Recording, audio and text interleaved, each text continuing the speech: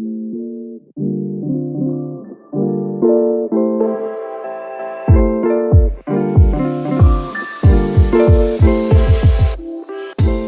guys, it's your girl Tiff. Welcome to the Change Talk YouTube channel, the official YouTube channel of Awakening Change Counseling Services. Join us here every Thursday night at 9 p.m. where we'll talk about a host of topics related to behavioral health, leadership, and self-care. Don't forget to hit the button to like, subscribe, and share with all your friends and followers. I'll see you guys soon.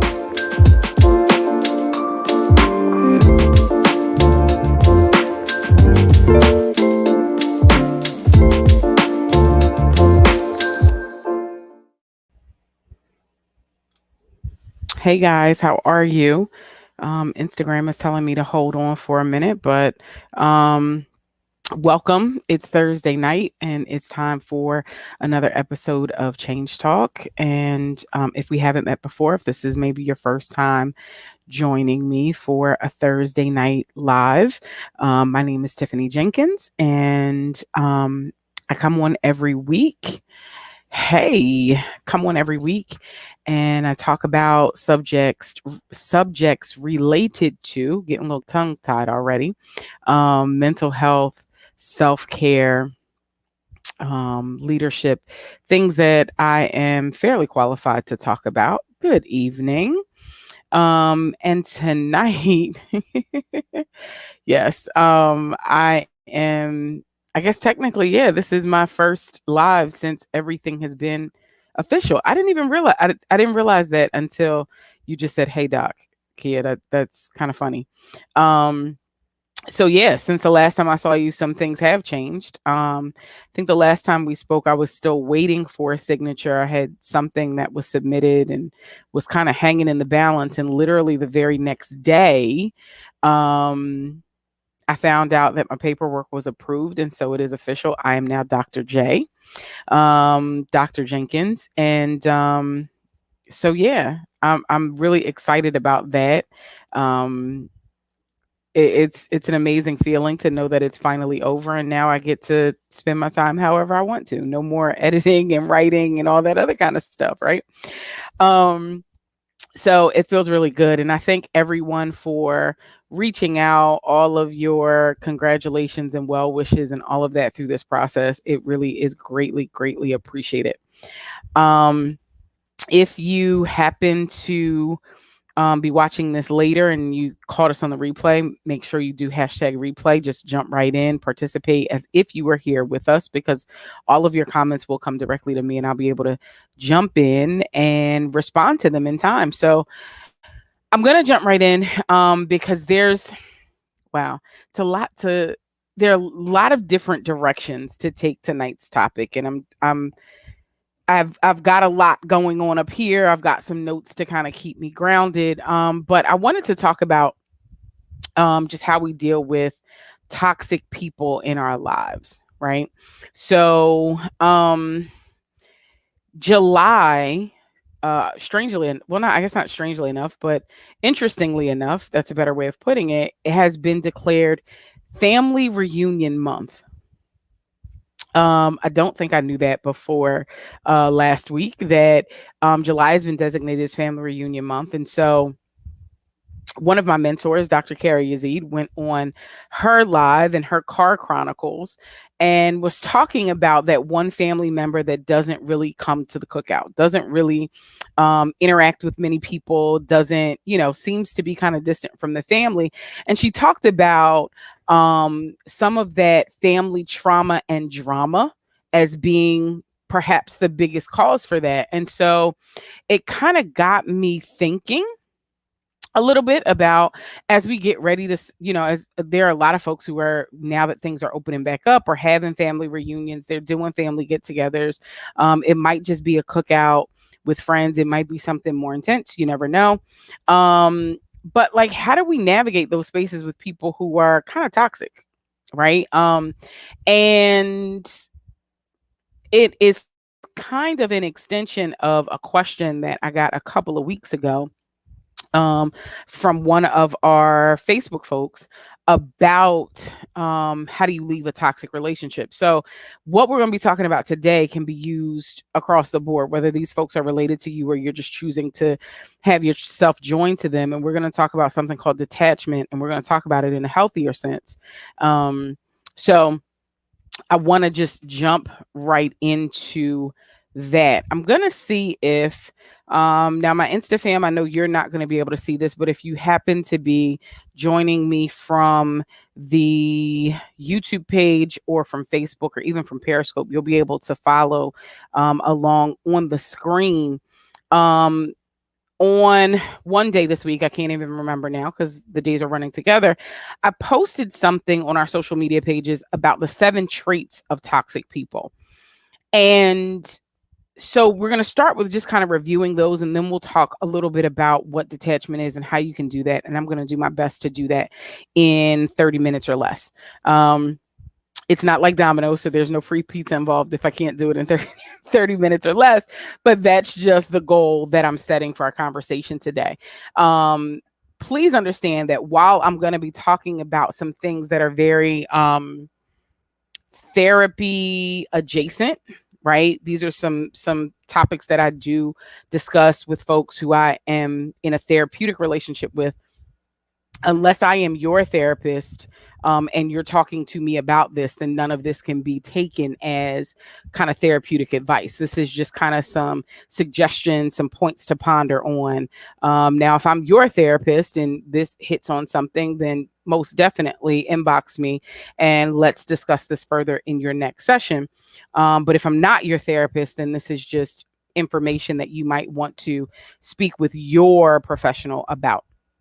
I always feel like I have to make that disclaimer when we start talking about things like this, because it's very easy in our age of information for folks to kind of take something and really run with it, and not understanding that there's so many nuances when it comes to the actual clinical treatment of some of these things. So don't come after me.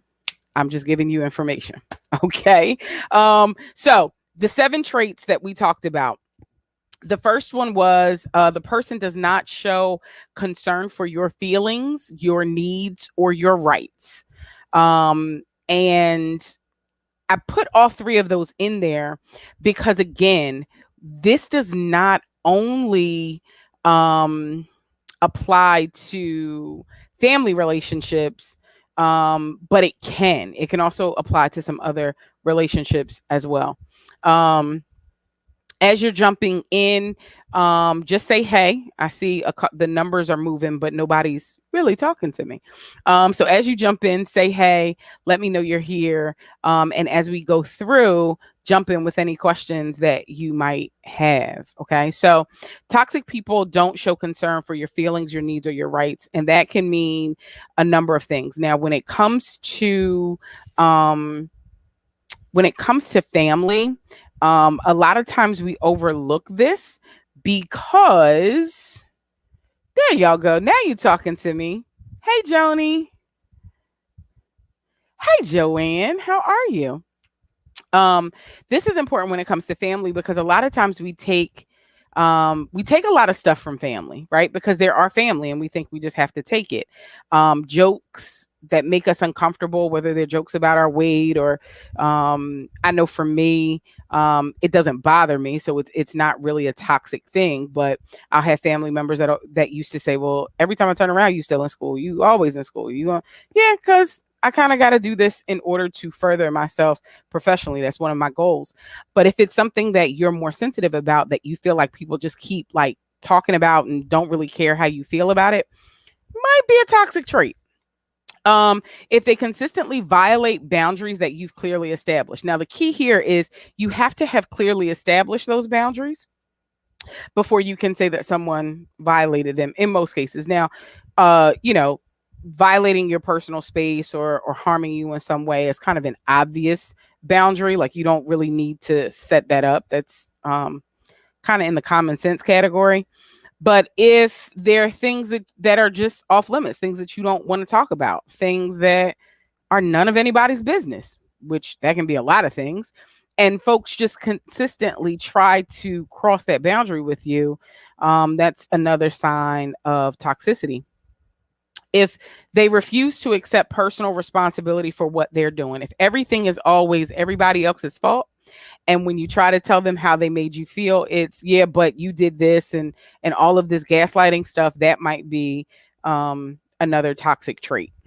And again, these traits can exist inside or outside of families. We're just talking about in the context of family tonight because, like I said, July is family reunion month. So you might run into some of these folks at the cookout. And I want you to make sure that you know how to handle them. Number four is a big one. They use manipulation and control to get others to do what they want. The old guilt trip. Well, I'm your mother, father, sister, brother, cousin, niece, nephew, and you should do this because I'm family. And, just pouring it on really, really thick, and always using that position to try and make you or other folks around you do whatever it is that they want to do. And then number five, they never apologize when they're wrong. There's always some either shifting and doing something different, or just well, you know how so and so is, or well, you knew what I mean, or just brushing it under the rug with no real concern for your feelings. That's not okay. They have mood swings or are easily enraged.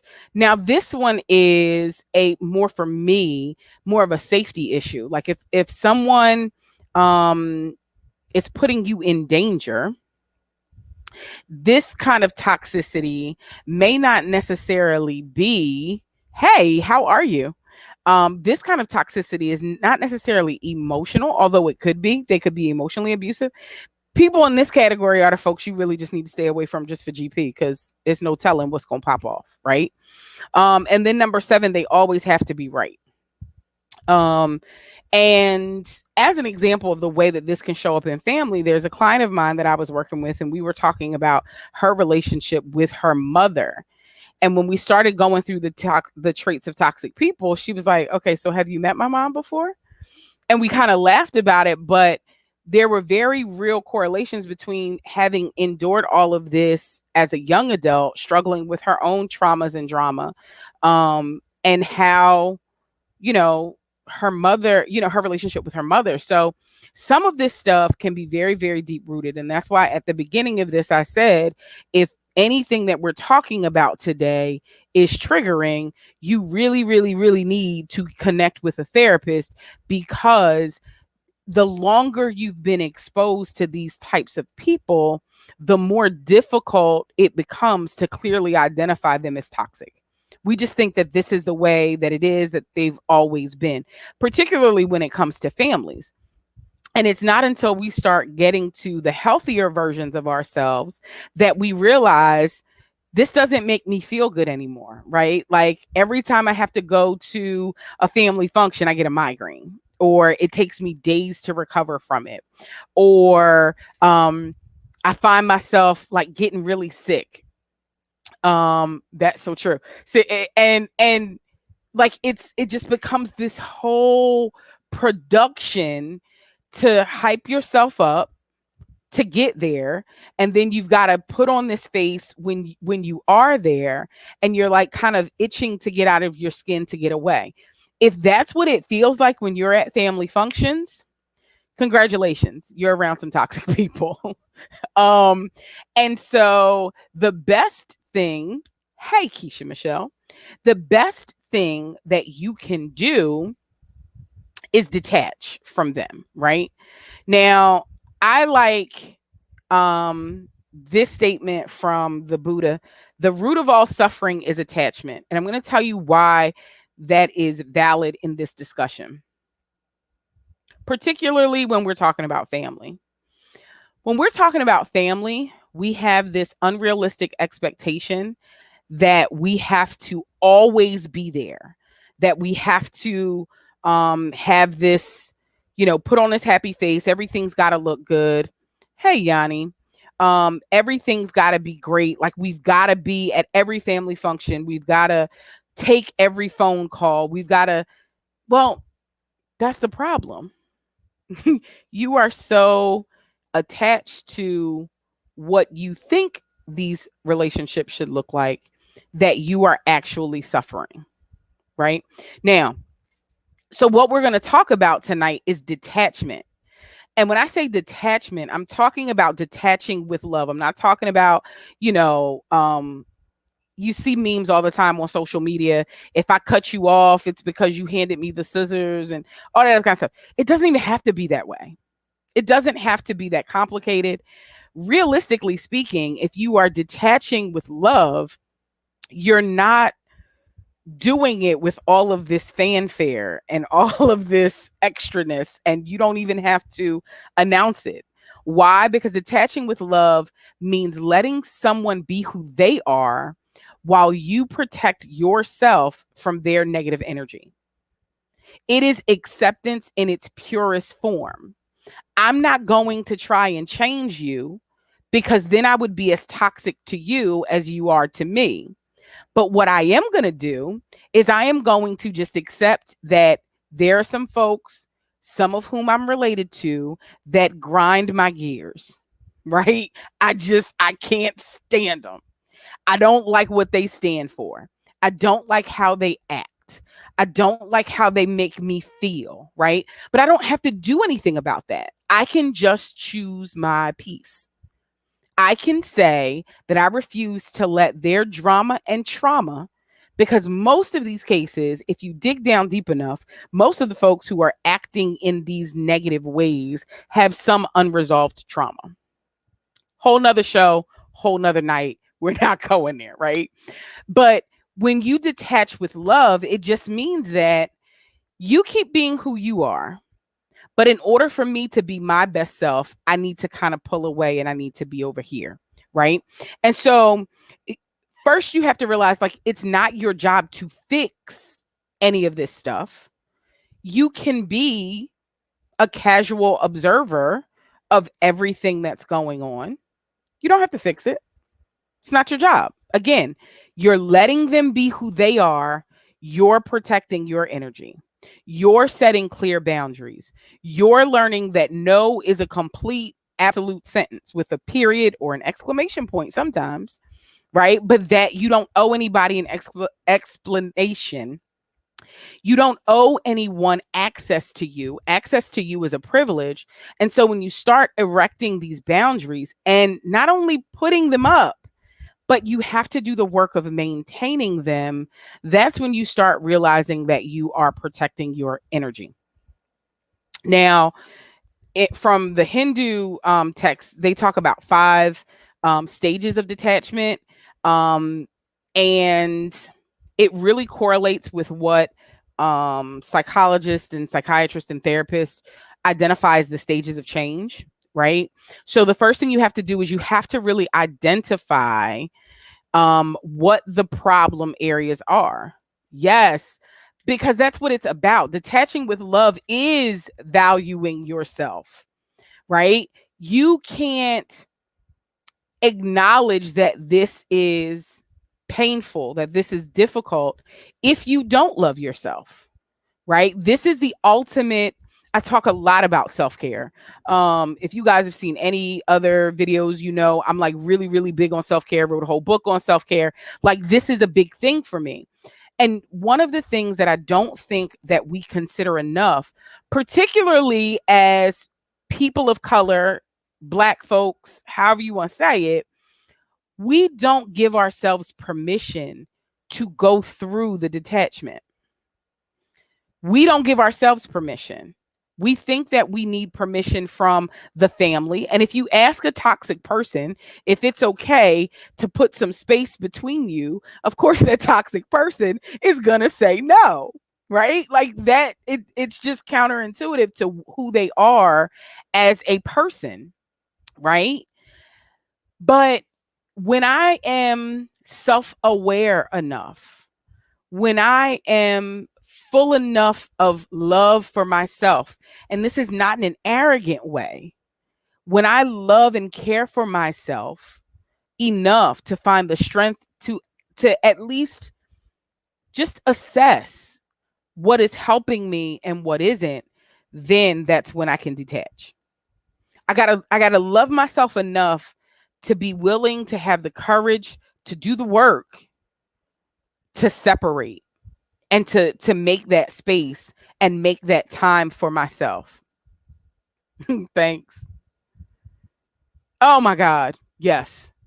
Women are socialized to be more concerned with everyone and everything else than themselves, even when we don't realize it. If you ask 20 people what they learned from their mother, whether they're in single parent homes, whether they're in two parent homes, whether they are in blended families, it doesn't matter. Typically the result is the same. My mom always found a way to enter whatever here, whether it's pay all the bills, whether it's be it every kid's everything, whether it's work and then still play with them, whether it's be a surrogate mom for everybody in the neighborhood. But one thing that we don't really witness our mothers doing is taking care of themselves. Even the folks with the most traumatic relationships with their mothers, what they see is either a lot of self harm behaviors, drug abuse, alcohol abuse, domestic violence, incarceration, like those type of things, or we see the mom who's out saving the world, at least in my experience. And so we learn, we kind of latch on to those examples that we see. And even when we say things like, "Oh, I'm never going to be like her," there's still some things that just kind of sink in that are not even spoken. There are lessons that we learn, you could say, by osmosis. So yes, we are kind of conditioned that way. But if we don't acknowledge that, okay, this is a problem, if we don't really do the work of loving on ourselves and really like looking at us and seeing, okay, what's working for me, what's not working for me, if we don't kind of dig deep and give ourselves that permission to love ourselves, we will never take the action that we need to take. And that action sometimes is just kind of going radio silent. Again, detaching with love is not about causing a scene, the whole neck roll, not about cussing everybody out, not about flipping no tables at the barbecue. That's not what we're doing. It's about protecting yourself from negative energy. And you don't want to create the negative energy that you are trying to protect and distance yourself from. That would be counterintuitive, right? And if you can do all of that, you'll reach this place of freedom. Really, you'll reach a place of freedom where you won't worry as much about what's going on. You won't be consumed by all of what's going on. And at the same time, you will not continue to expose yourself to those things. Now, this is not, you don't go through this process where, you acknowledge it and you take the action. Like, it's not a linear process. Sometimes you will grieve the relationships that you are leaving behind. And that's okay too. If you can figure out a way to salvage it, if you can figure out a way to make the relationship much healthier, if the person is working on being a better version of themselves and you reassess and you realize, okay, maybe I read too much into this. Maybe that these traits weren't them. Maybe I was the toxic person in this situation. So maybe I need to go back and apologize. Maybe I need to take accountability and admit that I was wrong and, stop being so emotionally reactive, right? Sometimes it is you. Not going to sugarcoat that. Sometimes it is you. But if you've done that introspective work and this is still happening, then know that you don't have to keep repeating those cycles over and over and over again. It's okay to say no. That's why it's in the dictionary. No. Two letters, no explanation, no, not no, but not no, but no, no, just no. That's a boundary, right? And sometimes no Saying no to someone else is really saying yes to yourself. And at the end of the day, if your cup is not full, you're not going to have anything to give to anyone or anybody else. So if you look at it from that lens, the best gift that you can give to the folks that you care about is taking real good care of yourself. It is a full and complete sentence. Oh, y'all amening hard on that no, huh? No is a full sentence.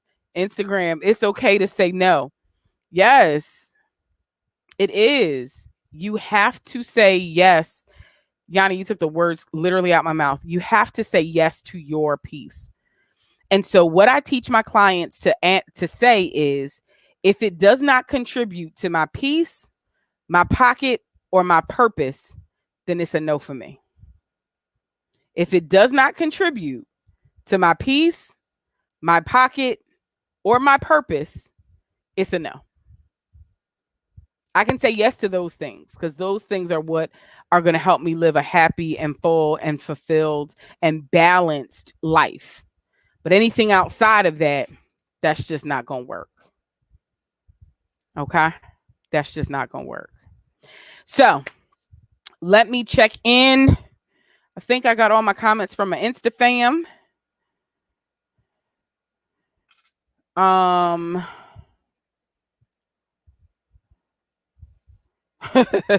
Thank you. So I think I got every comment, everything. I didn't do too bad. We're at 26 minutes. That's really, really good. Thank you. That's really, really good. So, about that book that's in the background over my shoulder over there, InstaFam. Sorry, you can. I guess I will. Well, if I move it, then you're gonna see what's behind it. This book right here. So, um, to those of you who have pre-ordered, I appreciate you so much. Pre-ordered, the VIP boxes are sold out. I got a couple of orders after the VIP boxes were sold out. You will still get your book. You just won't have the whole VIP box because those are sold out. We had an issue with the shipping of the actual books. So the shipping got delayed. It got like to the UPS locally and then immediately somehow got rerouted and went back to the publisher. So I'm waiting for those to be sent back to me. And so it is my goal by the end of next week to begin shipping all of your things out. If you haven't gotten a VIP box, like I said, it's okay. You can still order. It'll just be the book and a note from me inside. Excuse me, it won't be the entire VIP box. So the first 100 people that ordered have a whole VIP experience. And I will be doing a special live for those folks, inviting those folks to tune in when we do some of the packing. I'm not going to show you what's going in the box because I want you to be surprised when you get it. But we're going to be doing a special live for that. I also want to encourage you guys, if you have not already, to go to the YouTube channel. Some of you may be watching me from YouTube right now, but the YouTube channel is Change Talk hyphen Awakening Change LLC.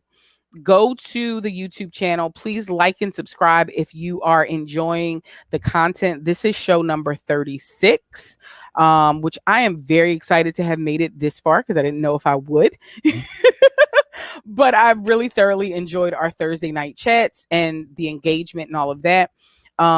Please share the channel with your friends and followers so that we can build our community there. There's a lot of good stuff coming. So if you're not already on the mailing list, I encourage you to go to www.awakeningchange.org. And there it is, and go sign up for the newsletter so that you will be notified. I've gotten a lot of questions about if I am taking new people on. I am not accepting new therapy clients at the moment. Probably not for a good long while again. Can there be a meet the author event? Funny that you asked that because I'm in the process of talking to a few local bookstores. So we may be having a meet the author event um, sooner rather than later. So yes, that might be a thing. I will keep the folks who are on our mailing list, and if you're one of the VIP folks, then you were added to the mailing list if you weren't there already.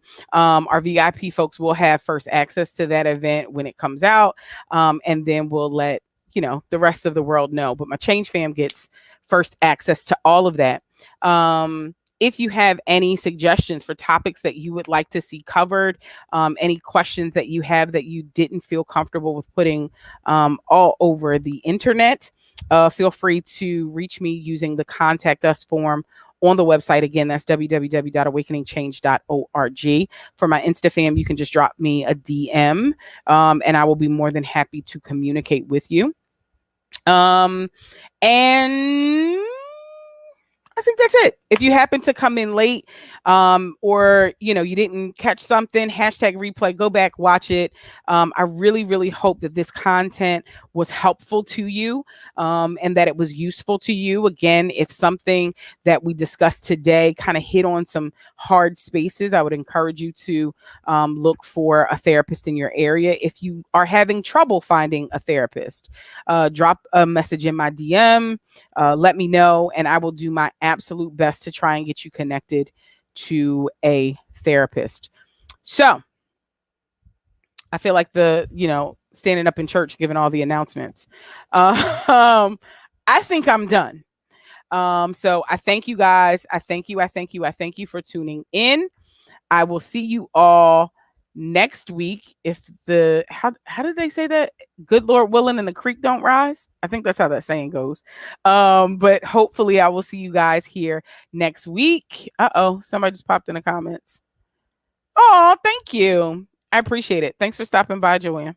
I'll see you guys next week. Stay safe and be well. Talk to you. Bye.